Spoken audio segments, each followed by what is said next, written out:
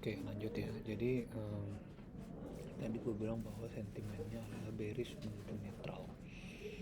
Nah, kenapa gue bilang bearish menuju netral? Saat ini harga tadi di 5170, sekarang 5180, ya kan? Nah, dari 5180 itu ke bawah itu lebih banyak didominasi oleh put, yaitu bagian sini ya, put ya. Lihat di mouse gue, ini banyak banget put taruh sini, put, hampir nggak ada call, bahkan kalau ada call dia minus gini. Nah, kita lihat lagi put ya ini mungkin udah terlalu jauh ya, jadi memang lebih banyak sampai 50-20 didominasi oleh put, bahkan di 4925 ada put. Nah, tapi kita lihat juga di atas 5180 itu ada call, bahkan sebelumnya di sini kenapa sentimennya lebih ke arah bearish menuju netral. Di sini juga ada call minus 295 yang mana itu gede banget, sini minus 119 yang mana itu juga gede banget. Kenapa? Makanya itu gue bilang bearish menuju netral. Nah, kenapa ada kata-kata netral, kenapa nggak gue bilang bearish aja gitu? Karena di sini kalau misalnya 5200 ini bisa ditembus oleh market dan dia tembus melewati 5210, ini kita lihat di sini ada call gede 127. Cuman lihat ya, ini kan cuma 127, sementara di 5145 ini 154. Ini ada 5275, ada juga call edition sebesar 73, 5325, 5360. Jadi kalau misalnya market bisa tembus di 5200 dan 5210, tendensinya adalah bullish.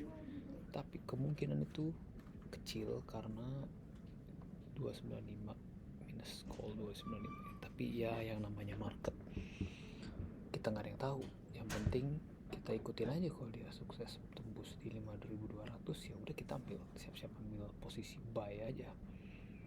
Nah, sebaliknya kalau dia bisa tembus dari 5145 ini, tembus ke sini, udah ini akan longsor. Target pertama di sini, target kedua di sini. Nah, jadi strategi hari ini di harga 5180 ini kita lihat aja dulu, wait and see dulu, karena toh juga movement yang paling gede itu nanti akan ada di US market ya. Jadi untuk saat ini kita wait and see dulu harga kemana gitu. Jadi kalau kita berdasarkan change ini aja, change OI ini, strategi yang akan gue implement adalah selama dia masih di bawah 5200, tendensi gue adalah sell, ya kan? Tapi kalau dia udah bisa tapi kalau misalnya dia udah mulai menyentuh 5100 ataupun 5125, gue udah harus netral. Dalam artian gue gak akan sell lagi kalau dia udah tembus ke sini nih. Nah, jadi nuansanya gitu ya. Jadi gue siap-siap sell memang kalau udah selama masih di bawah. Gue akan mulai bullish kalau dia bisa tembus di sini, tembus 5200. Oke, sekarang kita balik, kita ke tabel di sebelah 5095. Nah, di sini gunanya delta OI ini adalah untuk untuk melihat posisi-posisi para dealer. Nah, di sini posisi dealer untuk call ini sangat gede di 5100. Jadi tendensinya adalah kalau ada angka gede gini, selama harga di atas 5100 tendensinya adalah bullish 5150 bahkan bullish ya, bahkan 5200 tendensinya bullish.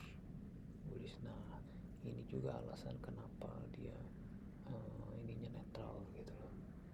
Nah tapi kan ini juga memang ada put yang besar juga di sini. Nah ya tapi walaupun nggak sebesar inilah artinya market itu masih pede untuk dengan buy. Nah jadi kalau kita gabungkan antara change OI plus delta OI, yang paling aman adalah kita tunggu harga jatuh dulu antara ke 45 atau ke 25 baru kita buy, ataupun ke 5100 baru kita buy.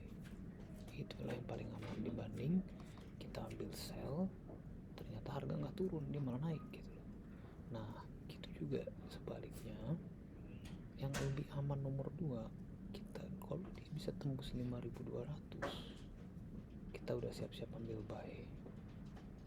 Oke, jadi itulah strategi aman. Tapi ya kalau misalnya kita udah gemes gitu pengennya ambil sell gitu ya silahkan aja, tapi harus pakai setup yang benar juga gitu. Gue punya sistem untuk ambil setup buy ataupun ambil setup sell, jadi ya gue lihat aja price actionnya nunjukin kemana, apakah dia nunjukin buy atau dia nunjukin sell.